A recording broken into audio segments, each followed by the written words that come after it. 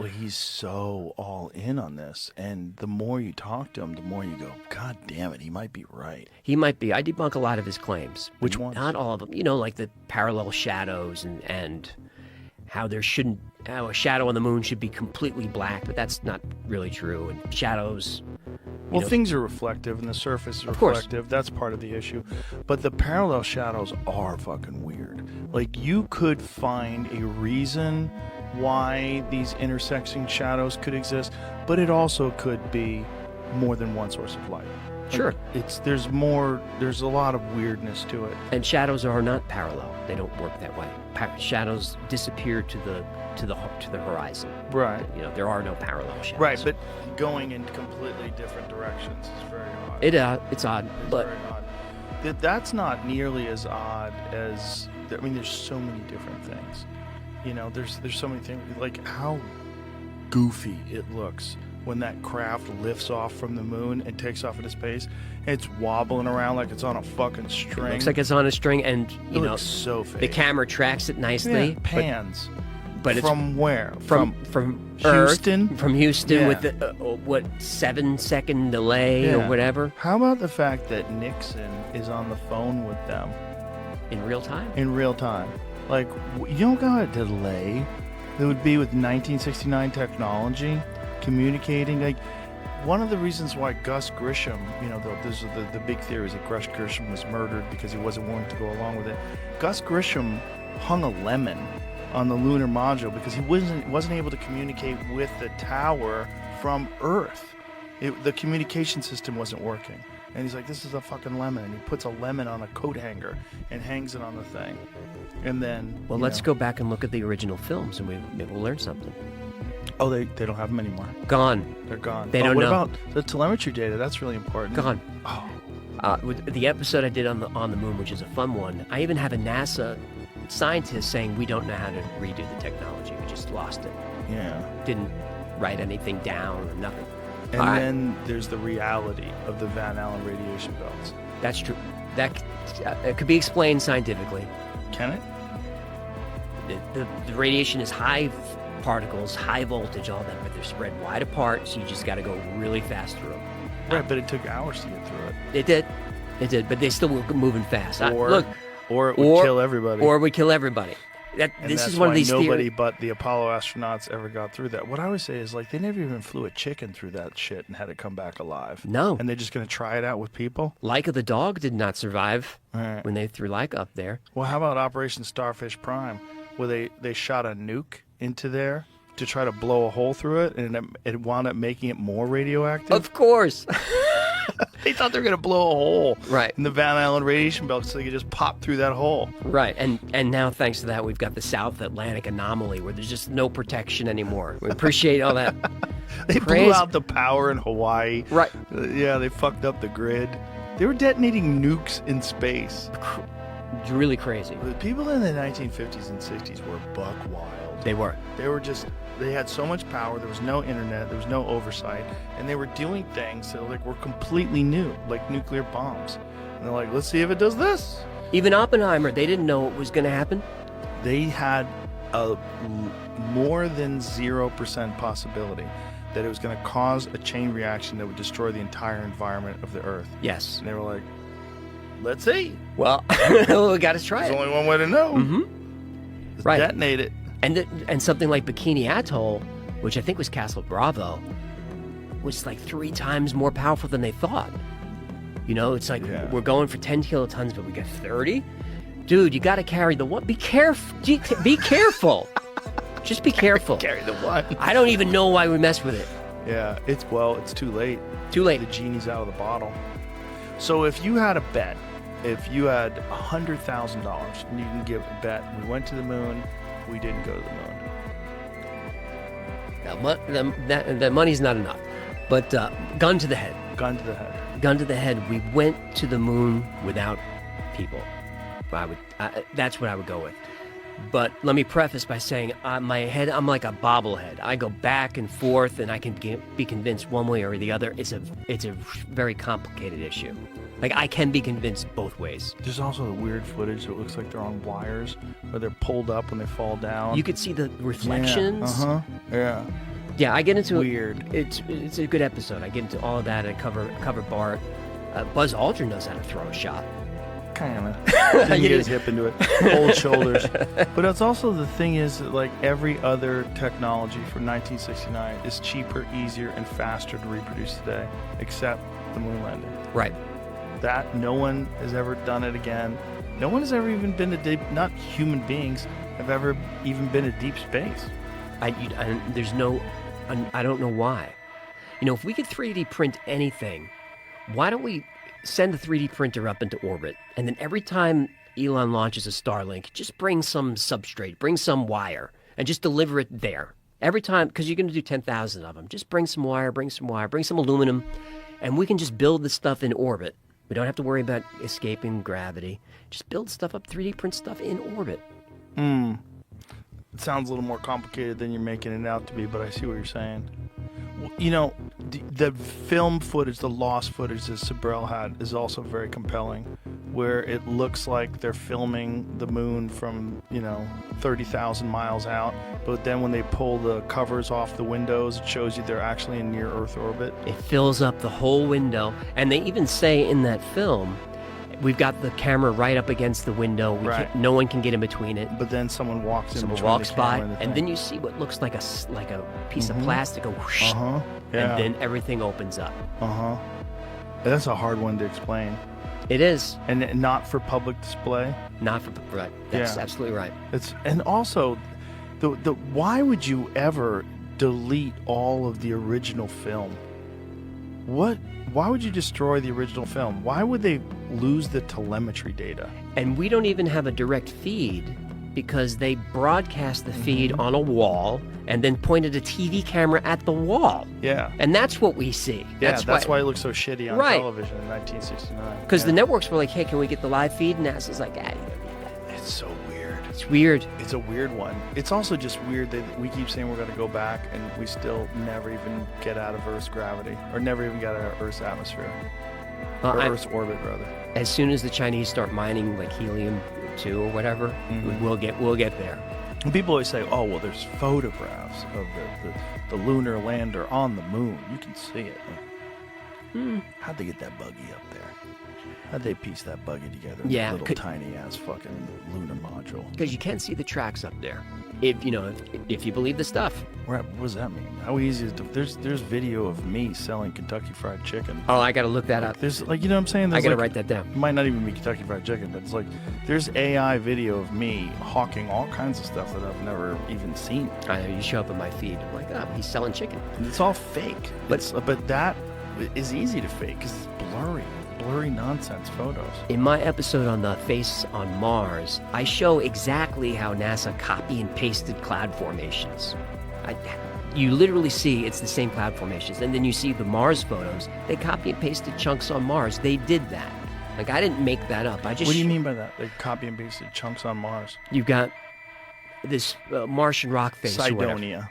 Cydonia is where the face was, and the alleged city, and all kinds of square. And the square is crazy. Square, but that's a recent one that we've been seeing. Yep. That one's nuts. Cydonia was one of the original landing places, and they changed it at the last minute. Why? I will land there and go to the face. Let's see, because if you don't know the story about the face on Mars, the first image is it does look like a face, and then suddenly the images got blurrier, and then it was just kind of a plateau. It was, pareidolia. It wasn't really a face. Right. Well, then land there. Drive, Sojourner over there, whatever. Let's have a look. What's crazy is that the face is right down the street from the square. Yes. The square, to me, is way more compelling than the face. Because if the second images were more clear and it really is just, how do you say that word again? Pareidolia. If that's really what it is, that kind of makes sense. Because the first one's like real blurry and shitty, and it's from the 70s. True. Right? But this square is nuts. Right. It looks geometrical. Yeah. Right angles. And an actual square, or at least similar to a square. It looks like a structure made out of right angles, and it's on the fucking moon. I showed it to Elon Musk. I was like, oh, very interesting. We should probably go up there and look around. We should. Yeah. I mean, they're finally admitting that Mars used to have an atmosphere and oceans, giant oceans. They're finally and they admitting found frozen water on Mars. Yeah, which is like, okay. Yep. Well, if we go back millions and millions of years, like what did it look like? What was going on there? Remember, they sent Joe McMoneagle to remote view back on Mars. Oh, what did he say? He said he saw giant, tall beings there in a very advanced society. And Joe McMoneagle is part of the Project Stargate remote viewer. So that he goes into his thing and he's drawing the aliens and the cities and all of that, but he didn't know where he was looking. They wouldn't tell you at first. And then he's done. He comes out of his trance or whatever, opens the envelope, and it says Mars with coordinates 1 million BC or something. He said he saw stuff. And Stargate again, Ingo Swann saw all kinds of stuff on the far side of the moon, which I don't hear covered a lot with Ingo, but he remote viewed the moon because he always wanted to do more stuff. He's like, I don't want to look at a bridge, I want to go to the moon. And he said he saw structures on the far side of the moon that sound a lot like Carl Wolf disclosed in 2001. What did he disclose? Carl Wolf, Air Force airman. He's basically a technician. Think of a Xerox repairman. He has to fix some imaging equipment for NASA/DOD. It's images from the moon surveyor. So he goes in, it's a dark room, the guy's working there. The guy's like, Carl, look at this. It's pictures of the dark side of the moon. He sees domes, towers, roads, all kinds of stuff. He can't believe it. And Carl goes home and he's told his wife, I can't wait to see this on the news. This is crazy what we found on this is a civilization on the moon. And it just goes away. And Carl Wolf said he saw that. Remote viewing. No, photographs. He saw photographs. He saw photographs of it.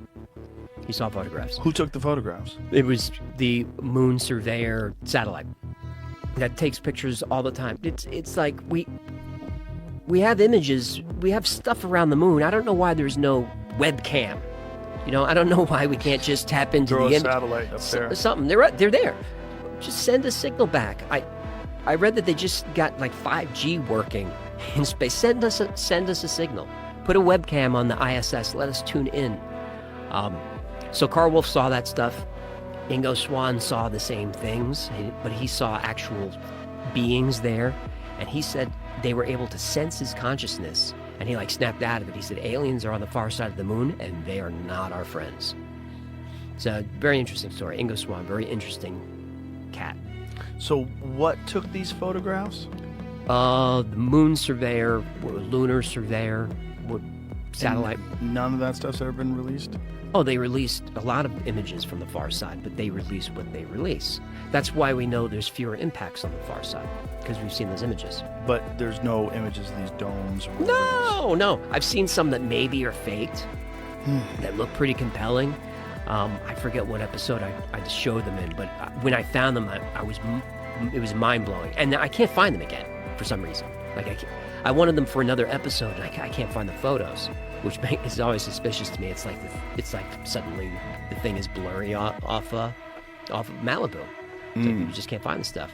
But my gut tells me something's going on up there. Someone's aware of it. I'm dying to know what it is.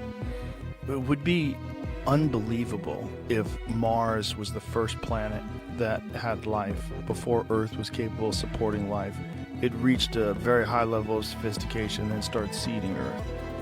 Right, panspermia theory. Yeah. I believe we have at least one rock from Mars that just landed here. I think we have one of those. So from maybe a giant impact or something, threw some of Mars over here. Don't. But the idea, I think, is that their atmosphere was deteriorating, or that they were getting further and further from the sun. Their magnetic field was weakening, strips away the atmosphere. And so this would be the thing. If you were a super advanced civilization, the race would get so advanced that you could leave your planet. Yes. And that's the only way you're going to survive, because eventually your planet is going to move over millions of years further and further away from the sun, not able to inhabit life anymore. Right, so maybe send your DNA or whatever to the third rock. What are the ancient stories of a moonless sky? Where are they from? Ancient Indian texts will have it, but also native legends will have it about the moon. Really? About a moonless sky, and then the moon arrives. And when do they think the moon arrived? It's hard to tell. I always go to younger dries, but who really knows? The Earth was apparently just covered in this haze, just very wet, very hazy, maybe like Venus or something like that. Then the moon arrives and all that water from the atmosphere drops down to Earth. The tidal forces are crazy. There's a huge flood and everything just settles, and then the moon is here. And the moon is now like the guardian of the planet, which it really is. We couldn't really survive without it. Because it stabilizes our atmosphere, right? Stabilizes us and Stabilizes our orbit. Our orbit and our spin and our axis. Yeah. Like when there's a major earthquake, the Earth changes speed. The spin changes, like our spin, it changes like measurably if there's a big earthquake. And if there's a lot of those, that could throw you off the axis, but the moon steps in like a bouncer and it settles things back down. So the idea would be that some sort of a superior civilization placed the moon there to ensure our survival? I don't think they care about us. Really? No, I don't think so. How come? Again, we're in very speculative territory because nobody knows. Right. I would think it would just be for resources. Hey, this place has a lot of stable water. That's useful. Don't you think they would be fascinated with us as an emerging civilization? And like I always say, that if we found a planet that had cave people on it, like just starting to learn stone tools and stuff like that, we would for sure be interested in them. We'd be so fascinated. And we would probably try to accelerate their learning curve. You think we would? Yeah, definitely. Yeah. Well, think of what a lot of these jerk-offs have done with like uncontacted tribes and stuff like that. We're always trying to intervene and do something with them. You know the dark forest theory? No. It's Lucian Scher who wrote The Three-Body Problem and all of those. Oh. The dark forest theory says that if you attain a certain level of technology, the best thing you can do is just be quiet. Because the universe is a dark forest, and the first person to stick his head out dies. Because you don't want a competitor in your region. So as soon as a culture gets close to some technology that they're on a path to threaten you, you got to take them out. You got to halt their technology. The Three-Body Problem is kind of based on that. That's what they do in the books, and that seems to make a little more sense to me than sort of this altruistic. Hey, let's help them. The Star Trek approach. Let's make first contact and all of that. I like, human nature is a tricky thing. We're very selfish. You and I might want to see those people and help them along, but there's a lot of people that would not want a competitor in the neighborhood. Yeah, maybe. But what if they don't even think of us as a competitor? What if they're so advanced? Like if they're millions of years advanced? Wouldn't they like this is the thing that Diana Pasulka and Gary Nolan and a lot of these people that study crashed retrievals, there's a term that they use that these are donations. Right. That these vehicles are donations, and the idea is we're supposed to look at this and formulate new ideas through reverse engineering.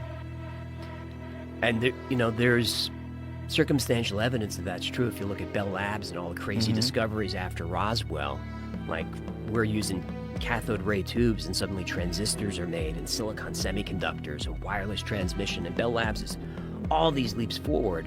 Fiber optics, laser technology came out of Bell as well. And, the retrieval experts say that fiber optics and lasers for sure is reverse engineered. And it kind of makes a lot of sense because it seemed to have come out of nowhere.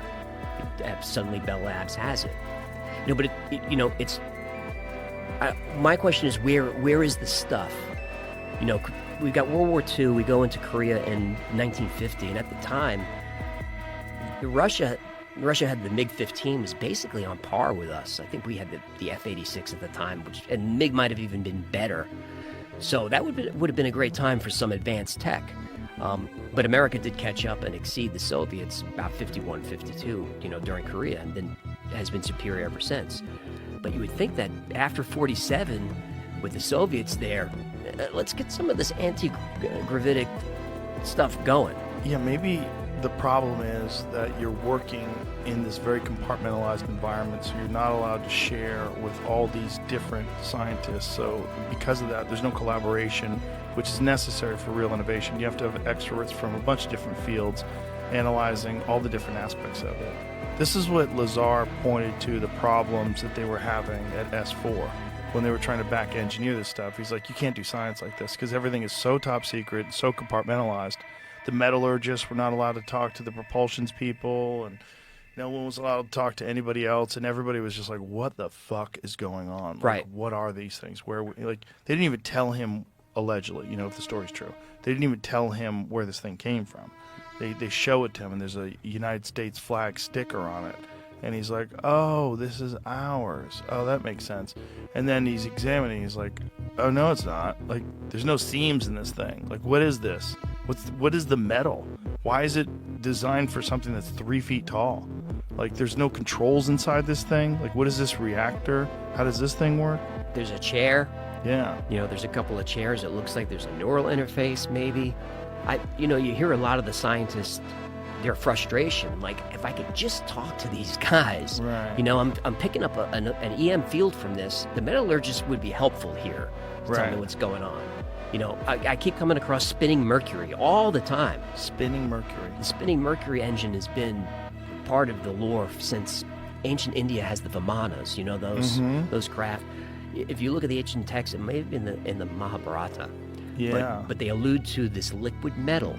And then you fast forward to like the Nazis building the Bell, the Die Glocke. That was a mercury engine. And then we fast forward a little further, Mark McCandlish and the ARV vehicle, the flux liner. That's spinning mercury engine. So spinning mercury keeps popping up. And spinning mercury would cause some type of field. What that would be, I'm not a scientist or physicist, I'm not sure. But it would certainly throw off a bunch of ions that could maybe be harnessed or used for something. Well, it's like we're trying to explain things to us based on our current understanding of technology. Like, glass was invented a long time ago, but imagine showing up with a brand new Samsung Galaxy S25 Ultra with Gorilla Glass, in a thin frame, and looking at what the fuck is this? There'd be statues of you Right. for 1,000 years. Well, you know what glass is, you know what metal is, right? Well, this is glass and metal. You're like, what? What? No, what the fuck is this? We took sand and made it real hot, and it made it clear. Huh? What? And Right. you can drop it on the concrete and it doesn't break. Right. What? Yeah. So just our current understanding of technology based on the origins of that technology, just metal and glass.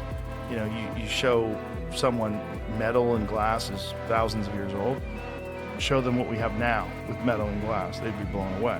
And you just keep going, go 1,000 years from now. Like, what does it all look like? It's like probably some sort of gravity propulsion system, probably 3D printed, so there are no seams. Right. Yeah. And that's the frustration about disclosure, is how far could we be by now? Right. Had there been disclosure in 47 or whatever. It's even more of a psyop if it's all bullshit. Like, it's a psyop if it actually is like, wow, the government is actually really good at one thing. They're good at keeping secrets about UFOs. That's right. But if they're not, if it's all bullshit, like, boy, how weird that we've been like focusing on this nonsense. Like, as a culture, it got in the front page of the New York Times in 2017. But meanwhile, it's all nonsense. Right. That's almost less likely. Well, if you look at what Doty did in the 70s and 80s with Paul Benowitz, when Benowitz discovered this advanced technology on Kirtland Air Force Base, he called the base and said, hey, I think there's UFOs. So they send Doty out. He was Air Force Intelligence, OSI. They send him out to Benowitz, and he's like, Paul, I think it might be UFOs. It is aliens. And Paul gets a little bit wacky, and he starts intercepting signals from outer space. And they're sending him messages, but it turned out it's really the NSA rented a house across the street. And Paul is committed at some point. And then Doty, over the years, changes his story and says, no, a lot of it is actually true. But Doty is also, he said as recently as 2019, Hal Puthoff tried to recruit him for a disinformation campaign with ATEM. Really? So Hal Puthoff has been a part of disinformation campaigns. Allegedly forever. And what have they been doing with these disinformation campaigns? What have they been trying to muddle? Just to keep guys like you and me fascinated and trying to figure stuff out while they can just operate their advanced technology in peace. Like, let them think it's aliens and UFOs. That's fine. What a dirty thing to do to Filthy. us. In the 50s, they were very public about anti-gravity. It was in the Yeah. papers. Yeah. The G engine, they were talking about it. And then suddenly, whoosh,